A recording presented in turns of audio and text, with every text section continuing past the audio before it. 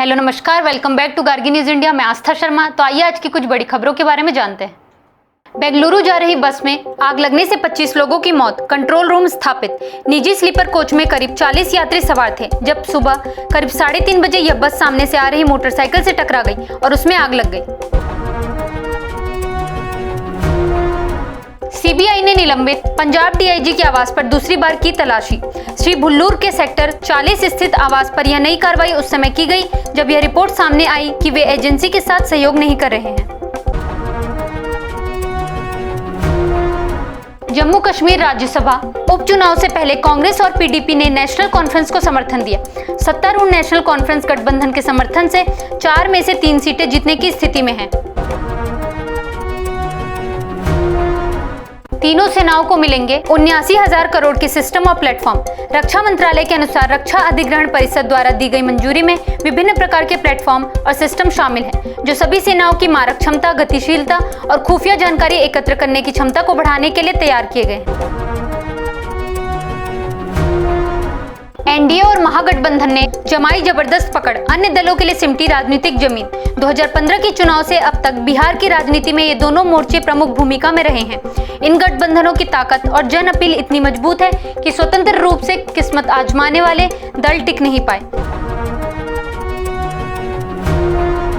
श्री सहनी, जिन्होंने 2020 में विश्वासघात का आरोप लगाकर महागठबंधन छोड़ा था, अब उसी गठबंधन के उप मुख्यमंत्री पद के चेहरे के रूप में सामने आए हैं।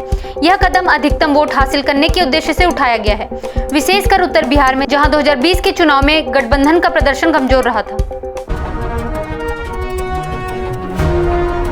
भाजपा अध्यक्ष जेपी नड्डा ने विपक्षी गठबंधन के मुख्यमंत्री पद के उम्मीदवार तेजस्वी यादव पर कथित भ्रष्टाचार को लेकर तीखा हमला बोला। उन्होंने जमीन के बदले नौकरी घोटाले के मामले का हवाला देते हुए आरजेडी के रोजगार देने के वादों का मजाक उड़ाया। प्राइम मिनिस्टर नरेंद्र मोदी ने कहा, जंगल राज की चर्चा अगले 100 साल तक जारी रहेगी।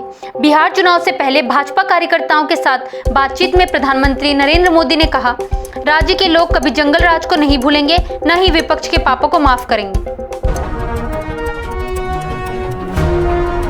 संघ और किसान श्रम नीति और बिजली विधेयक के ड्राफ्ट के खिलाफ एकजुट सीटीयू और एसकेएम ने केंद्र सरकार की कॉर्पोरेट हितैषी, श्रमिक विरोधी और किसान विरोधी नीतियों को चुनौती देने के लिए समन्वित कार्रवाई जारी रखने का संकल्प दोहराया। एआईसीसी ने भारतीय युवा कांग्रेस के लिए नए प्रभारी की नियुक्ति की। आईवाईसी के पूर्व प्रभारी कृष्ण अल्लावरू वर्तमान में बिहार में पार्टी कार्यों के प्रभारी हैं, जहां विधानसभा चुनाव होने वाले हैं। कांग्रेस ने कहा, मोदी ने ट्रंप द्वारा कोने में घेरने से बचने के लिए आसियान बैठक में शिरकत नहीं की। जयराम रमेश का आरोप है कि प्रधानमंत्री ने अमेरिकी राष्ट्रपति द्वारा कोने में घेरने से बचने के लिए बैठक में वर्चुअल भागीदारी को चुना। केंद्र सरकार ने सीजेआई से उत्तराधिकारी की सिफारिश करने को कहा। वरिष्ठता के नियमों के अनुसार न्यायमूर्ति सूर्यकांत अगली बार भारत के 53वें मुख्य न्यायाधीश बनने के कतार में हैं। श्रीनगर में 4 राज्यसभा सीटों के लिए मतदान शुरू। सभी की नजर चौथी सीट पर है, जहां भाजपा की जीत केवल तब संभव है जब प्र-एनसी वोट और निर्दलीय वोट अनुपस्थित रहें या क्रॉस वोटिंग करें। जम्मू कश्मीर में 4 राज्यसभा सीटों के लिए मतदान जारी है, जहां सत्तारूढ़ नेशनल कॉन्फ्रेंस और विपक्षी भाजपा ने क्रमशः 4 और 3 सीटों पर उम्मीदवार उतारे हैं। प्रधानमंत्री मोदी ने आंध्र प्रदेश बस आग हादसे में मृतकों के प्रति संवेदना व्यक्त की और मुआवजे की घोषणा की। कर्नूल जिले के चिन्हाटेपुर के पास हैदराबाद जा रही एक निजी बस दोपहिया वाहन से टकराने के बाद आग लगने से कम 12 लोगों की मौत हो गई। तमिलनाडु में निर्वाचन सूची 1 सप्ताह में शुरू होगी। ईसीआई ने मद्रास उच्च न्यायालय को बताया। यह जानकारी उस सार्वजनिक हित याचिका की सुनवाई के दौरान दी गई, जिसे पूर्व एआईएडीएमके विधायक ने टी नगर विधानसभा क्षेत्र में सूचियों के संशोधन की मांग करते हुए दायर किया था।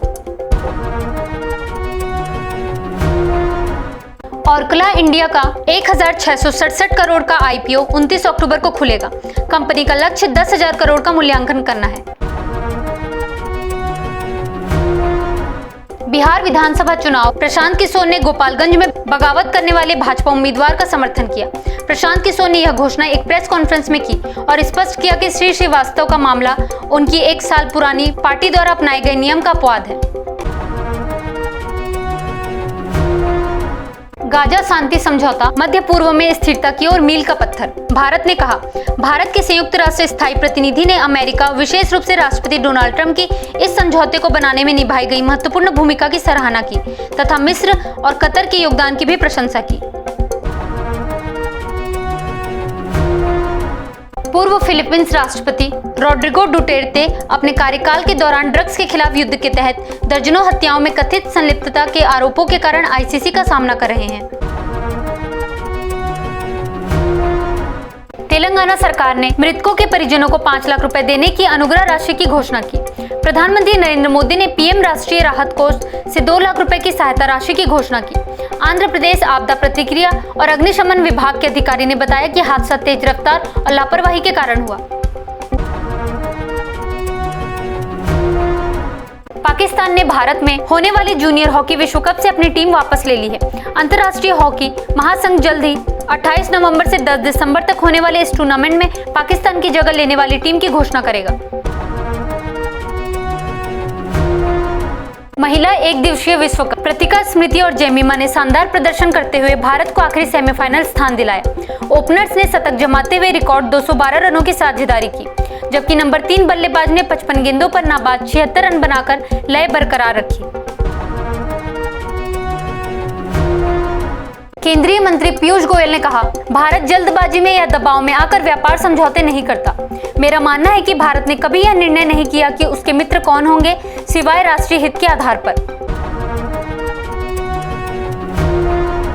राष्ट्रपति द्रौपदी मुर्मू ने महिलाओं से स्पष्टता और साहस के साथ जीवन में निर्णय लेने की अपील की।